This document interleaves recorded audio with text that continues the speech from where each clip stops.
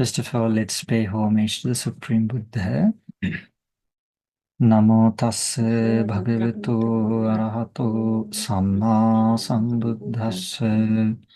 Namo tassa bhagavato arahato samma sambuddhassa.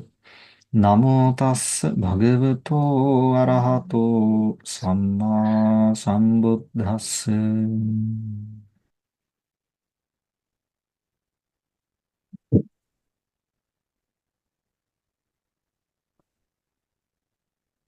Okay. Today, we are going to start again our Dhamma discussion based on the factors of enlightenment.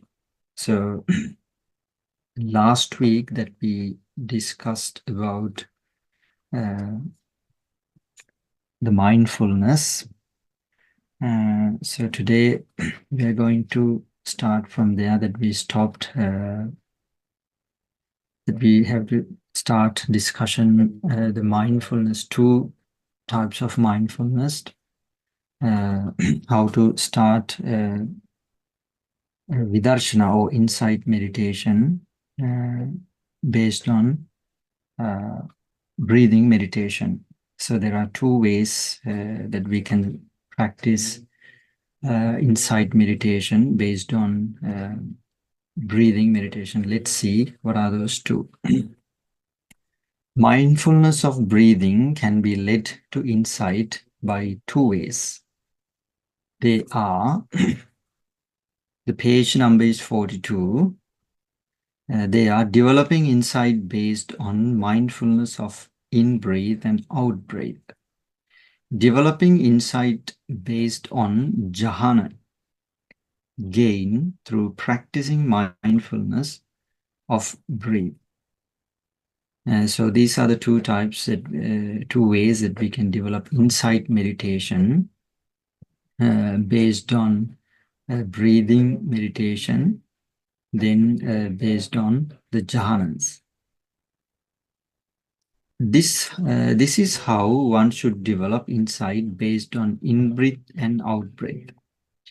One who is interested on it should arise from concentration and investigate the cause of the correlation of in-breath and out-breath. The practitioner who investigates will see that both in-breath and out-breath are correlated with this body.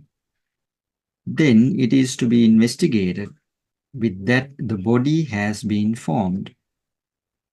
The investigated practitioner can then understand that this form is nothing but a heap of earth elements. After that, the practitioner should seek and investigate that one who recognizes these forms, who investigates these forms, and who knows these forms and how. When investigating in such a way, the practitioner can understand that there is no person or being to recognize forms, but the arising of consciousness, vijnana, to understand and know them. So the breathing that we know, it is air element. So air element is, as that we have discussed in Abhidhamma, it is included in the Rupa as an ultimate reality. So we have to investigate what is this air or the Rupa. Then we have to investigate who recognizes this. This is consciousness or vijnana. So like that, these two ultimate realities that we have to investigate in the insight meditation.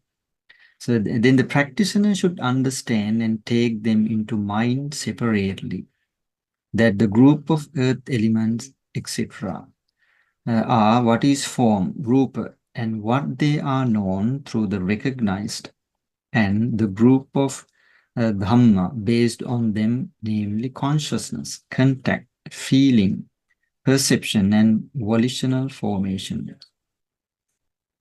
are name, nama. Evidently, it is to be understood that apart from these, there is nothing to be grasped as I am. That understanding is the purification of views, ditti visuddhi. So ditti visuddhi then, as we've discussed so far, when you develop breathing meditation, we recognize where the body of breathing, asasa, passasa, kaya. Kaya means here the breathing. And we have to investigate the breathing, the body of the breathing, the asasa, passasa, kaya, as rupas.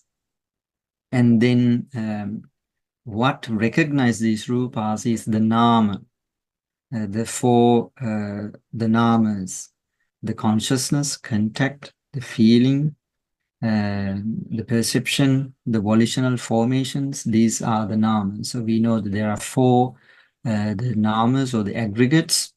So only that we can experience or understand these two, nama and rupa. So there is no so-called being other than these nama and rupa. Then we can reach the state of purification of views, ditti visuddhi.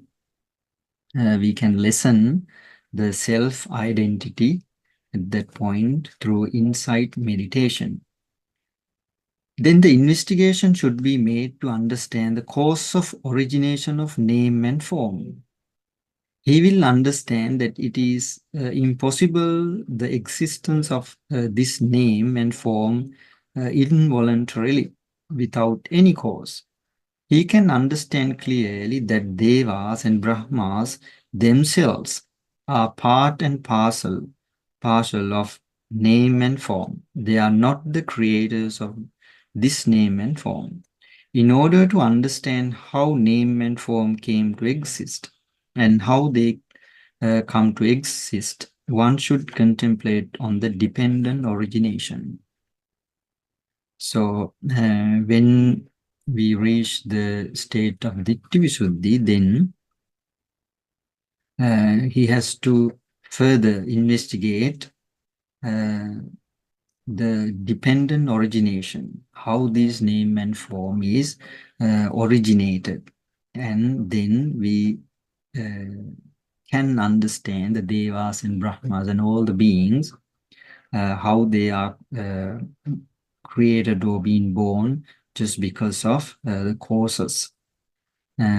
So then we can reach the Kanka Vitarana Visuddhi. It will be explained in later. The practitioner who contemplates upon this dependent origination can understand this name and form are dependent on other things, and they themselves are also conditioned. He can understand this that this mass of name and form was originated in the past dependent on conditions like ignorance.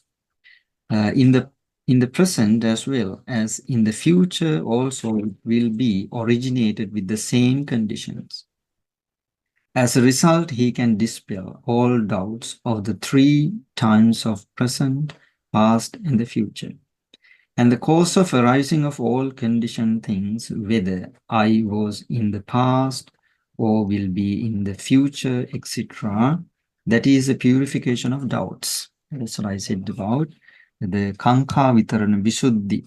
When you contemplate about on the dependent origination, Paticca Samuppada, then you understand how these beings or I, so-called I, or any other beings are coming to existence just because of the causality.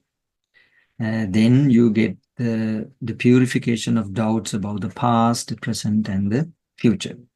Then by contemplating the nature of all conditioned things as impermanence, the practitioner would be able to enter the four stages of path and the fruition of the holy life as stream enterer, once returner, non-returner, and the arahanthood respectively, and eradicating all suffering and attain nibbana. This is the way to attain arahanthood by developing insight based on mindfulness of breathing. So this is the first way that one can develop insight meditation based on mindfulness of breathing, investigating the name and form uh, based on conditionality or the dependent origination.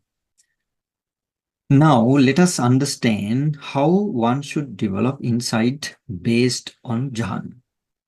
So we've discussed there are two ways that we can develop insight meditation. So the earlier one that we've discussed based on mindfulness of breathing, the based on the jhanas. Yes, Mahatma? So if I want to understand this correctly, in the first one where we are focusing on the in-breath and out-breath, Yes. it actually goes far deeper than the breath itself, Yes. extending to understanding that it is just a combination of nama rupa. Yeah. And so at that point, your mind is not really on the breath, is it? Yes, in this point that there should be some deep serenity. It can't be practiced at the beginning. So when you develop some certain serenity or the mindfulness, then only you can recognize the breathing body or the body of the breathing, asasa pasasa kaya. So then you have to investigate what is this, the body of air or the breathing. So then you can realize this is the form, the rupa skandha. Further, you can investigate. These are the air means the four elements that we can't find only the air element. It is composed with the four elements. So where these four elements associate in our body, or how we can recognize, how we can investigate, then we can realize the two parts, the nam and rupa. So in that way that we can further develop the understanding about the universal natures of these two phenomena, the nama and rupa, anicca, dukkha, anatta, like that. Bante, So so when we start to learn meditation, generally what I have learned is that if the mind wanders, to bring it back to the original object of your mindfulness, which in this case is the breath. yes, So if we are successful in maintaining the focus on the breath for some period of time, then are we to then further move the mind towards contemplating that the breath itself is part of the uh, like the elements, elements and yes. so on and so forth? And would that mean that your mind is moving away? Yes, that's what I said. There should be some strong mindfulness there to practice the insight meditation, at least close to jhanas, upachara samadhi or something like that. You have to have strong mindfulness, sort of samatha. Right, Without having developed up to a certain level, you right, can't practice insight meditation based on the mindfulness breathing. right. So So you it is have. not that we take our mind away from the breathing and contemplate these other learned teachings, but it is to Yes. remain in the breath. No, when you develop to a certain extent, like close to dhyana, upachara samadhi, then you come out of your main object, which Right, is the breathing. right, Then you contemplate. Even when you develop jhanas, you can't contemplate these ultimate realities, you have to come out from the jhanas. Right. So jhana is something that you are in mindfulness. The thing is, when you develop jhanas, there is no hindrances, which means your mind is full of clarity. Clarity. Yes. Then you come out from the jhana, then you practice insight meditation. So, Bhante, is there any like points of recognition to understand whether your concentration is deep or is it Yes, something yes. I think we about to discuss, or I can't remember whether we discussed before. So when you develop your meditation uh, to quite deep serenity or mindfulness, samatha, then you will experience some, objects. I think we discussed some, yeah, in maybe another some various different? types of lights or Yes. different types of objects. Right. You would recognize them. They are called Patibhaga Nimitta, I think, as I remember. Yeah. Okay. Counter sign. Yeah. Yeah. Yes. Okay, Bhante. Thank you. Yes. Um, so you have to develop to a certain extent your mindfulness to practice this type of insight meditation. So now let us understand how one should develop insight based on jhana. The practitioner who has gained jhana and having entered jhana and emerged from jhana should contemplate upon and investigate the factors of the jhana and their correlation. You see here, my Mahatma, having entered jhana and emerged from Much. jhana. Yes. Yes, yes, Yeah, that's right. Thank yes. Emerge from jhana should contemplate upon and investigate the factors of jhana and their correlation. When investigate, he can understand that this body itself is the base of jhanic factors. Then he should understand the solidity of earth that belong to this form, and then should separate name and form, nama rupa.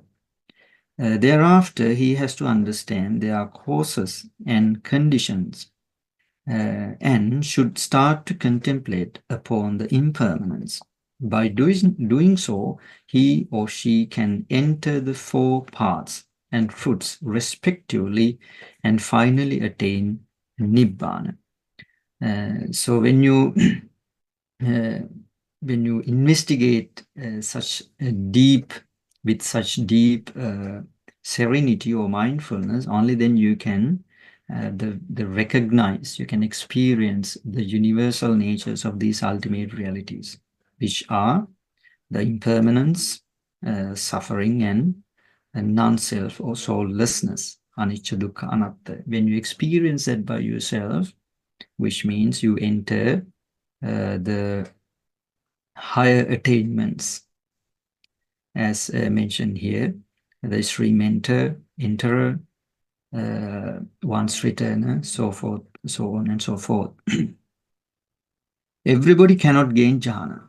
If one thinks to practice insight only after gaining jhana, that would not be possible in this lifetime.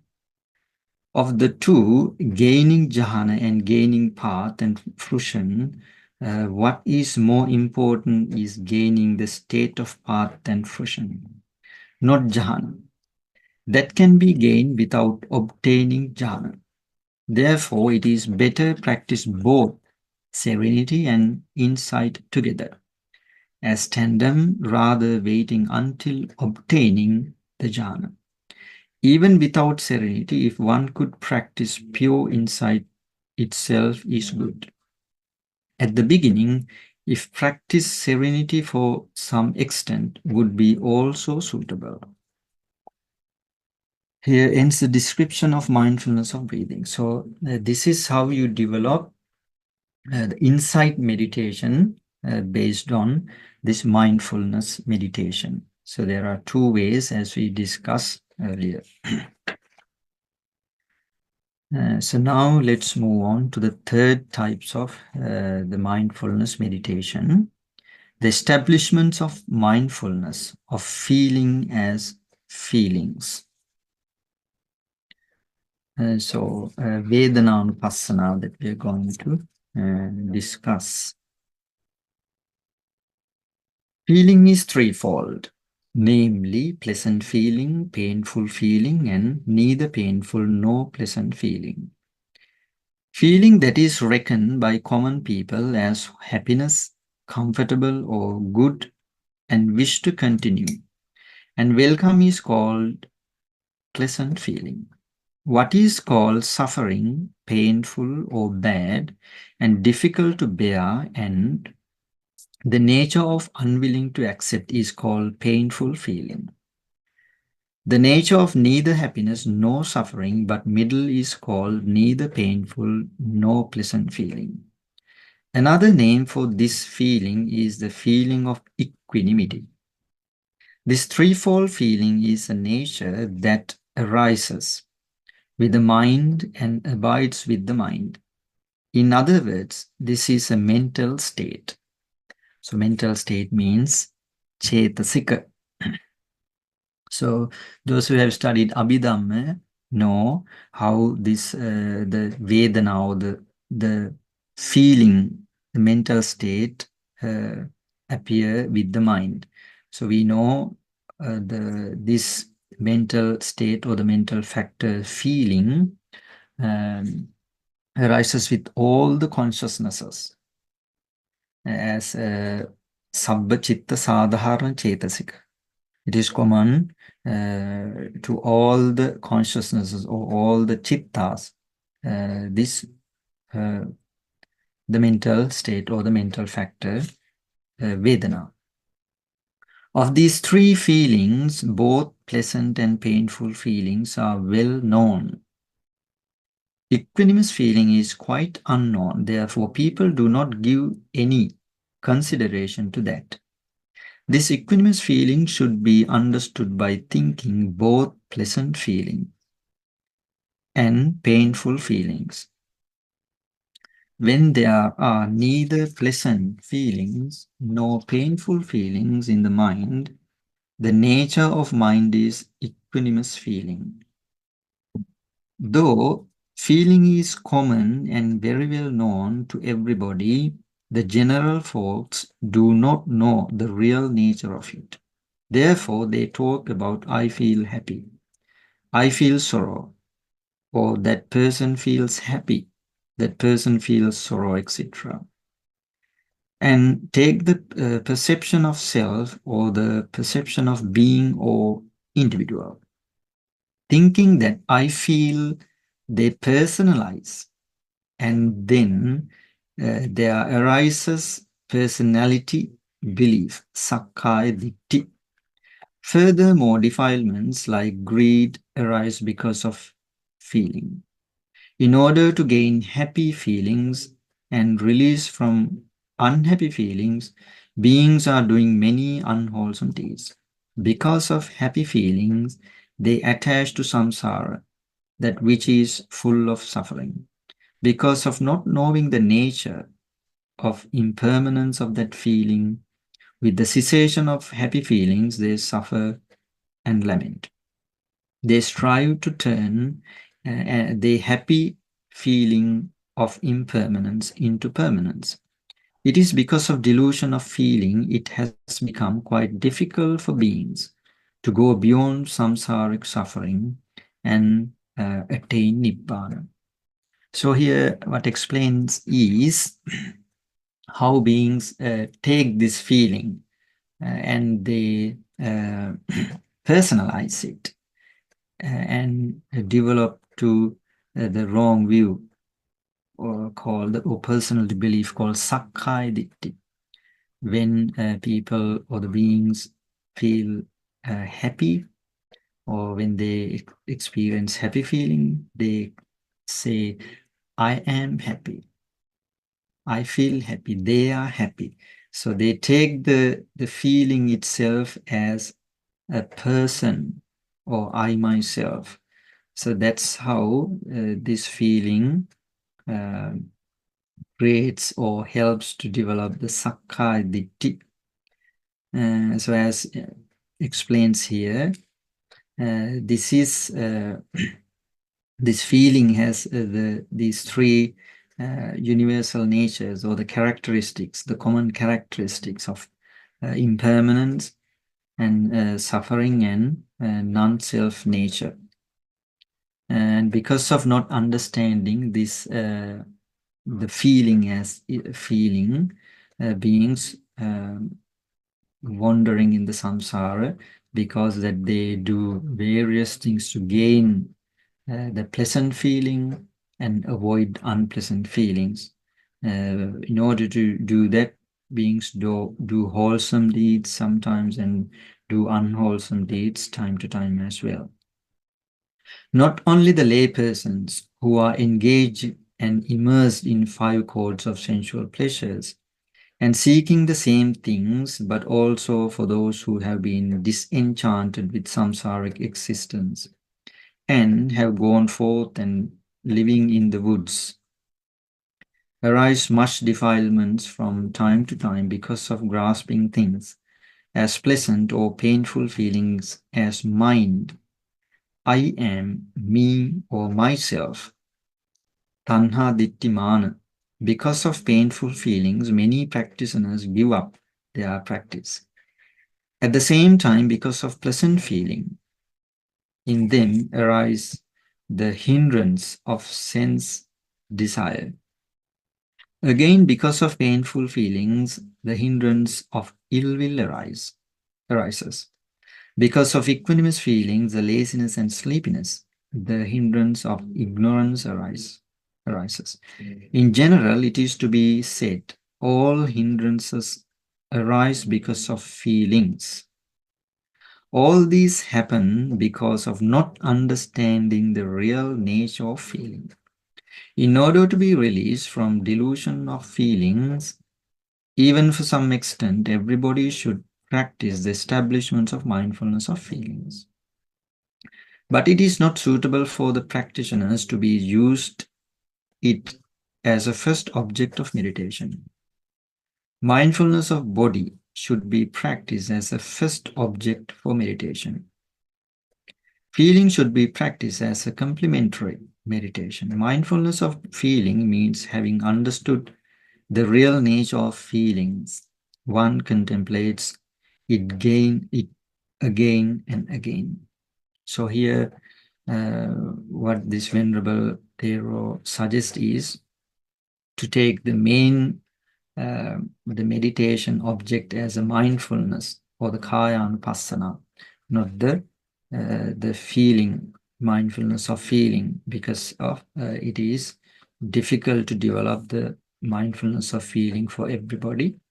So as the mindfulness of body is quite easy compared to this meditation method. So the Venerable Thero suggests to practice as a main meditation, the mindfulness of body. Yes. So, in the absence of the concept of I, the feeling has nowhere to manifest itself. It would appear from to try and understand that concept. So if we contemplate that the feeling is, I understand the first part, which is to say that the Sakkaya Ditthi is created by taking the feeling to yourself. Yes. But then if you try to contemplate the reverse, in the absence of an I, there can be no feeling then. So here once again that we have to clarify these two the two truths which teach in the Buddhism as the what do you call that, conventional reality and the ultimate reality. So Okay. yes, the feeling is an ultimate reality. So when we come to like I, my, and beings, it is called conventional reality. So because of our lack of understanding that we say, okay, the feeling can't be, cannot appear without self. But actually, if we look deep, I or any conventions that we made just because of these ultimate realities, not only the feeling. There are many, as we know, there are many ultimate realities work here, but what is prioritized here is the feeling. So we have to be able to understand what is the feeling, or the as feeling as feelings, not I myself. So So that is in the absence of a conventional I at a fundamental yes, we have primary level, it exists purely as a feeling without taking any ownership of. exactly, yes. Um, Not only the feelings, as we discuss all these ultimate realities. Yes. Yes, we just make this. We Mm. made out of these ultimate realities as I, mine, and Mm. things like that. So we have to uh, understand these ultimate realities as they are, feelings as feelings, not as I myself. Mm. And this feeling may be pleasant feeling or unpleasant feeling. They are subject to those three the common characteristics. The impermanence, the feeling. If there is I, that we should be able to handle or dominate the feeling. For an example, when we arise pleasant feeling, that there's no way that we can maintain it for a certain time. Mm. It disappears. It shows that there's It is no, separate from us. Yeah. yes, there's no self in it. Yes. Yes, just because of to understand, just as we discuss, I, myself, and things like that. But in deep Mm. teachings of the Buddha, that's what we are supposed to understand, which is that there is no being, only the ultimate realities. Thank you, Ban. Yes. This is the real nature of feeling. It is not a being or an individual. Neither it is created by any being, nor could an individual, nor it be produced by a being or an individual. It comes to exist because of combination of causes. No sooner it arises, it vanishes, just like a bubble, the Buddha said. There is no power of it to remain without breaking. There is no person who has power to guard an arisen feeling without breaking it.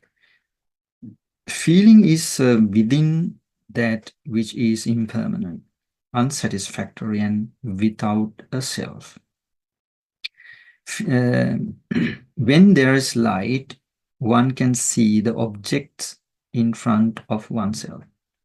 What is called seeing is the knowledge of such and such things. The name given to that knowledge in the religious books is I consciousness. Chakku Vijnana, I consciousness. In the world, it is known either as cognizing or seeing. This cognition is not something produced by somebody or could be created by somebody. Thinking I see is a wrong cognition. Another one sees is also a wrong cognition. If this is done by any person, or I consciousness is produced by a person, it should be able to prevent it from arising I consciousness and also taking place such cognition. So here that we have to remember, the Venerable Bhante, though he says this is wrong cognition. We have to remember this is compared to ultimate reality. But in conventional reality, yes, we have to use these way of communications like I see, they see, or something like that. But in ultimate reality, what we see means arising eye consciousness. Chakku viññāna.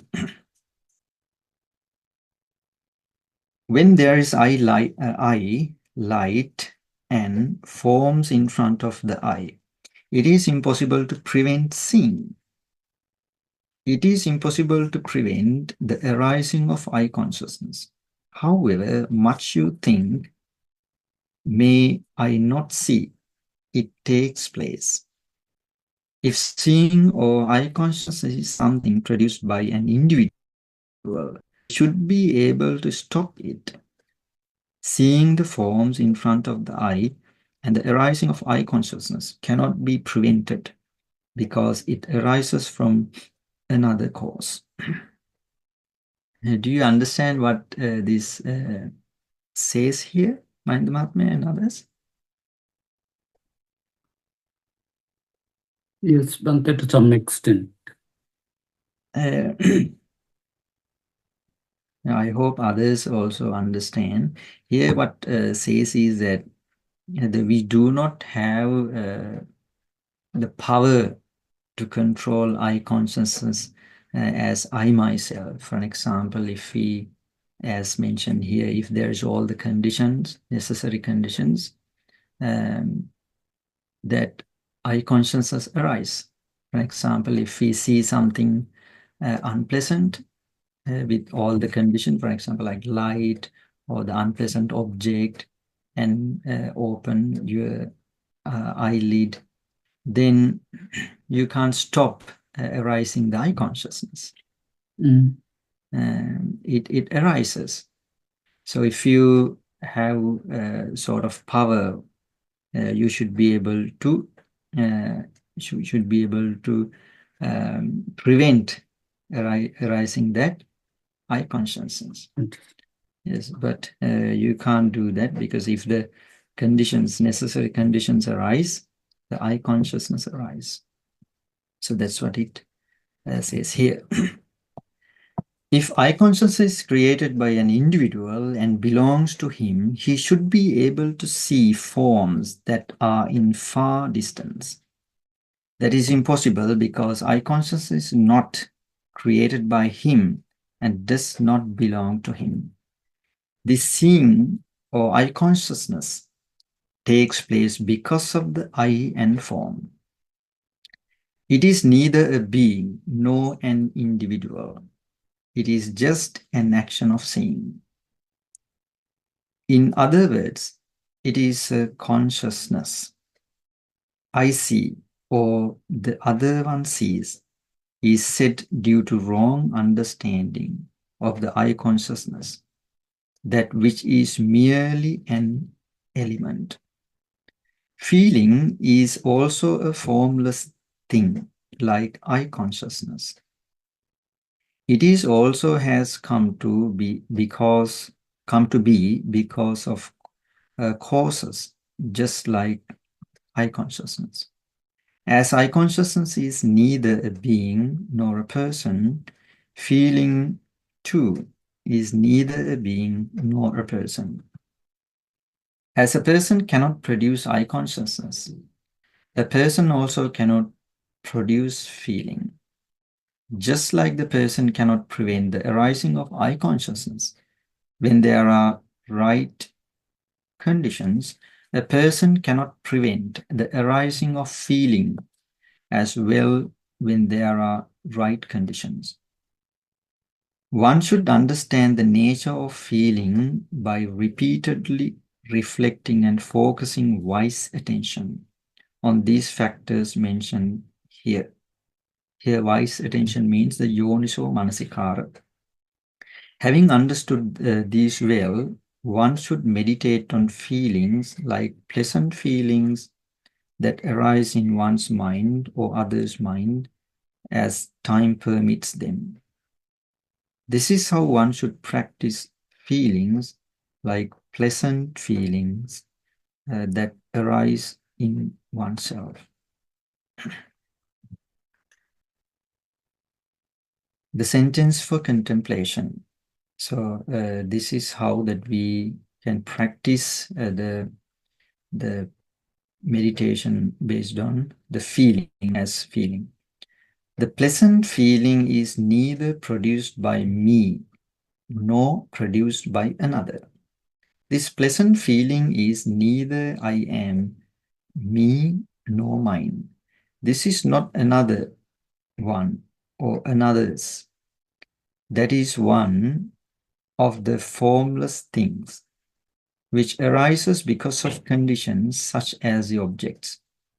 It is a formless thing that arises because of mind and matter. It is impermanent because of the arising and passing of conditions and the transitory nature of persistence. Since it is an impermanent thing, it is unsatisfactory and it has no substance. It is something without a self. So this is the way that we have to contemplate when certain feelings arise, pleasant feeling or unpleasant feeling or equanimous feelings. So this is what we call Vedananupassana. The other two kinds of feelings also need to be contemplated upon by applying the sentences accordingly. When practicing feeling of unsatisfactoriness, it is not to be applied simply as whatever is in the nature of impermanence, it is in the nature of unsatisfactory. But because of difficult to bear it and unwholesome, it is unsatisfactory. There is nothing to be changed in the feeling of equanimity. Feeling of happiness becomes unhappy because of changes. Cessation of happiness is suffering. And at the same time, cessation of suffering is happiness. Existence itself is suffering. For the practitioner who practices on feeling in this manner from time to time, an arising of craving, conceit, and views, etc., depending of feeling would be lessened. Whatever evil comes to be dependent on feeling would never happen. It would be much easier to him to develop the prime object and come to the supramundane path. By developing mindfulness of feeling and applying it to the Four Noble Truths, one can even attain arahanthood. However, since it is not that easy, one should not expect to gain path and fruition through mindfulness of feeling. So as mentioned before,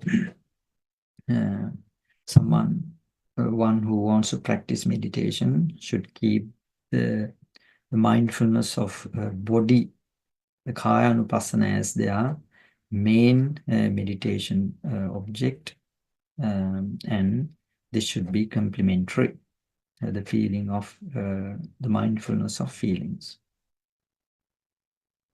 So then the establishment of mindfulness of mind as mind, the Chittanupassana, the third method of the mindfulness meditation. The mind is also a place where self-identity arises. For the cessation of this self-identity, one has to practice the establishment of mindfulness of mind. In general, the mind is one, but there are numerous dissections of mind. They are as follows. So, as mentioned here, this mind has some ability to develop the self identity. Not only the mind, all these the ultimate realities have that ability to create self-identity or the belief or the concept of self. So that is why it is very difficult to beings to eliminate this wrong view. So in the sutras, it says that when you hear this concept of anatta, even the Brahmas who have very, very long long period of time, I mean, the ability to live longer. So when they hear this, the concept of non-self, they get frightened, according to the sutras. Even today, when people hear that this concept of non-self, they are sort of like frightened to hear that. So the ultimate realities, the consciousness or the mind and the matter and all these other the aggregates, they have this nature of self, and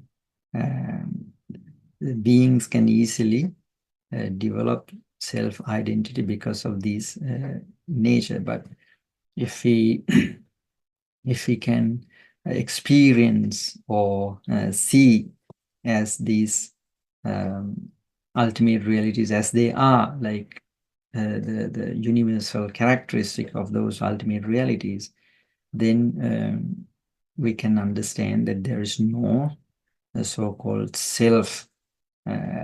That point or that situation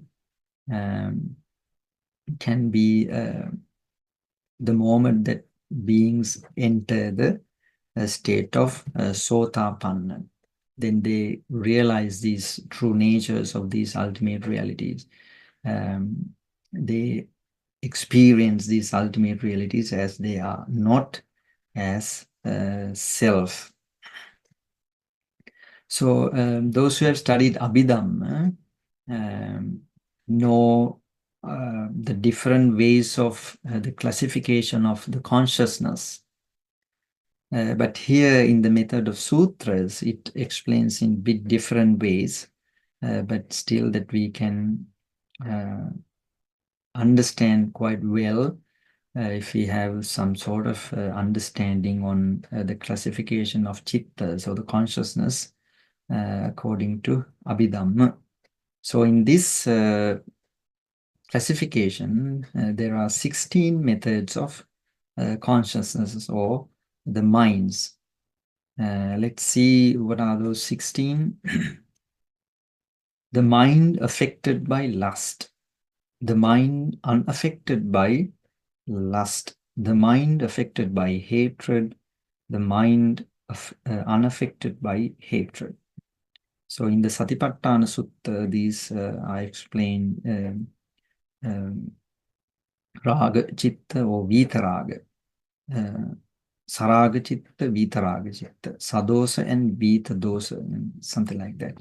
The mind affected by delusion, the mind unaffected by delusion, samoha and vita moha, contracted mind and distracted, sankitta, vikitta, exalted mind and unexalted mind, surpassed mind and unsurpassed mind, concentrated mind and unconcentrated mind, liberated mind and unliberated mind. So these are the 16 methods that that are taught in this the method of the mindfulness of the mind as mind. So there are 16 types of minds according to this explanation. What is called the mind affected by lust is mind that is with lust. What is lust? Is love, fondness and affection. Some persons have love that which is called lust towards some other persons. Love means that arising of lustful thought. So the lobha chittas, according to Abhidhamma, that we know that there are 8 chittas or the consciousnesses with the lust or the craving. The person who has lustful thoughts thinks and says, I love that person a lot. That is because of wrong grasping of lustful thoughts as one's self.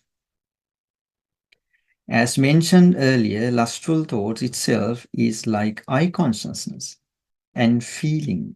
Something arises in the mind of beings depending on the object that which is increasing lust. When it arises, it is said, I love that person. It is because of wrongly grasping of mind as self, but not as a mind. Mind affected by lust is a result of lustful thought, but not a being or a person. In relation to mind affected mind by lust, what is called the development of establishment of mindfulness of mind means the contemplation on mind that is affected by lust, so that one cannot take it as a person.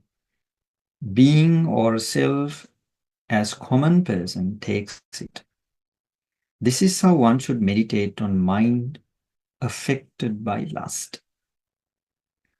So, as we've discussed even before, the normal person, how they take the lustful thought or the consciousness with lust, they take as a self, not as a lustful lust or the lustful consciousness. So when you develop this meditation, you understand this is just a lustful consciousness or a mind which is appear because of wrong attention, unwise attention, ayoniso manasikara, and due to some certain conditions, you develop this particular consciousness, but it is not I or myself.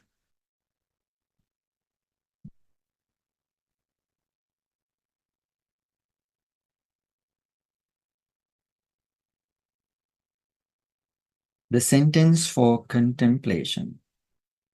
This mind affected by lust is a thing that which was arisen because of the presence of an object of inclination to lust. So object of inclination to lust means that there are objects that we experience. We experience pleasant objects as seeing things, pleasant things. When we see pleasant things, if we are not mindful, probably the lust or the craving can arise. And if we hear some pleasant voices, so it inclines to develop lust like that to all these sense doors. When beings experience pleasant objects, if they are not in mindful, they develop lustful thoughts or the cravings. And they take those as themselves, not as minds or consciousnesses. That is not I am, me, not another, not mine, not another's, not produced by me, not produced by another. It arose itself because of the presence of mind that is affected by lust. Since it is rapidly changing, it is an impermanent thing. Since it is impermanent, it is unsatisfactoriness, unsatisfactory. Since it is unsatisfactory and without a substance, it is soulless. In him who grasps the mind affected by lust as self or something belongs to self, lust increases.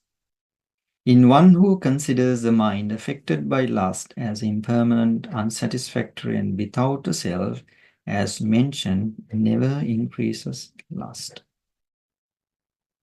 Because of his meditation, his mind becomes dispassionate and arise the mind unaffected by lust. Unaffected mind means mind free from lust. The perception of self can be arisen towards the mind that which is free from lust. For that one should establish mindfulness and meditate so that it completely vanishes the perception of self, that recognizes the dispassionate mind as a non-self and something conditioned. So this is how that this the feeling, the mindfulness based on feelings should be practiced. So as mentioned here, that when we experience these sort of consciousnesses, that we have to be mindful, to take those consciousnesses as I or myself. When we put the wise attention, when we see with the wise attention, we can understand why this sort of consciousness arise just because of certain conditions, as mentioned before, the pleasant object, unwise attention, and taking as self. Then this sort of consciousnesses arises or increase the lust. But when you pay the correct attention, you understand this arise because of just a pleasant object and because of unwise attention, ayunso manasikara, and due to these sort of conditions. So it is not I myself, it is just a consciousness which is subject to impermanence and unsatisfactory and soulless or non-self. When you contemplate in that way, that you can decrease this the lustful thoughts, and even the dispassionate mind, or the mind without lust, is also that you have to uh, practice that insight meditation as non-self. The sentence for contemplation. This mind unaffected by lust is something arose because of the presence of an object. It is not I am, not mine, not another, not another's. It is not produced by me, not produced by another. It has arisen itself because of impingement of object and their conditions. Since it is rapidly changing, it is impermanent. Since it is impermanent, it is unsatisfactory.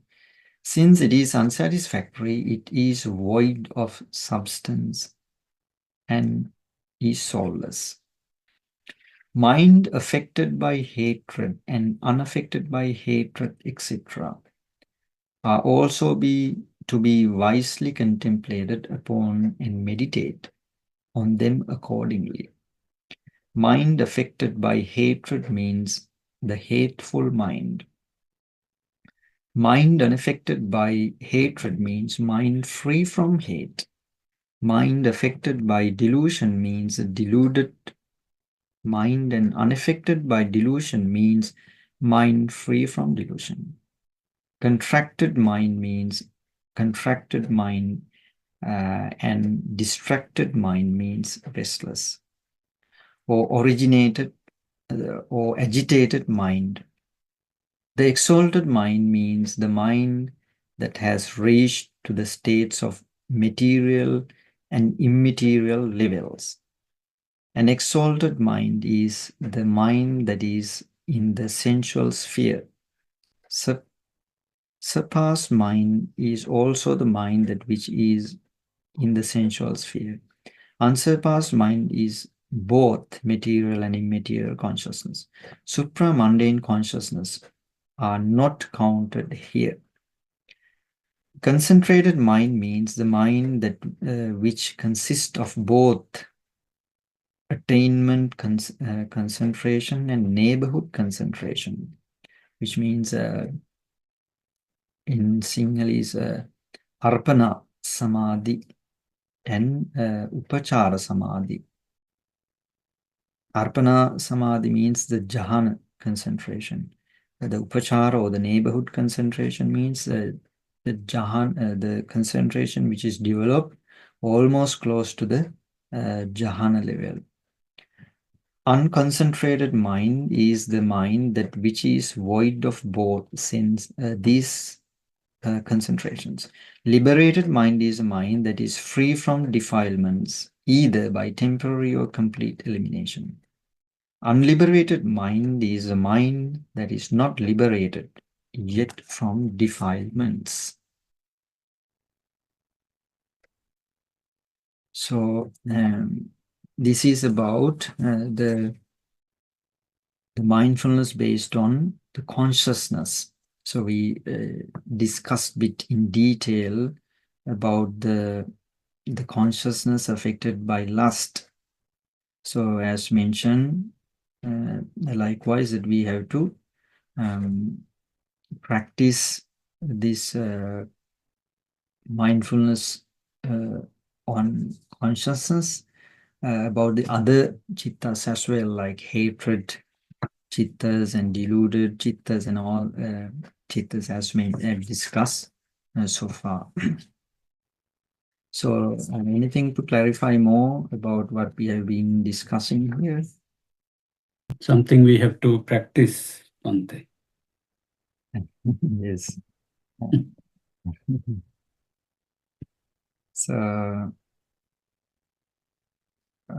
what do you think that we can move on to the next topic, or that we postpone to next week? It is about the fourth type of meditation method, the mindfulness meditation. Establishment of mindfulness of mental objects as mental objects, Dhammanupassana. So Perhaps what do you think, what is the best to contemplate, or what we have discussed, or just discuss the other topic as well? Or if not, we can perhaps discuss in next week. maybe good to try and absorb this a little bit. Yes, otherwise it would be too much. Yes, Bante, it's quite heavy. Yes. I don't know about the others, of course. Yes, I think the Yes, same. Bhante. Yeah.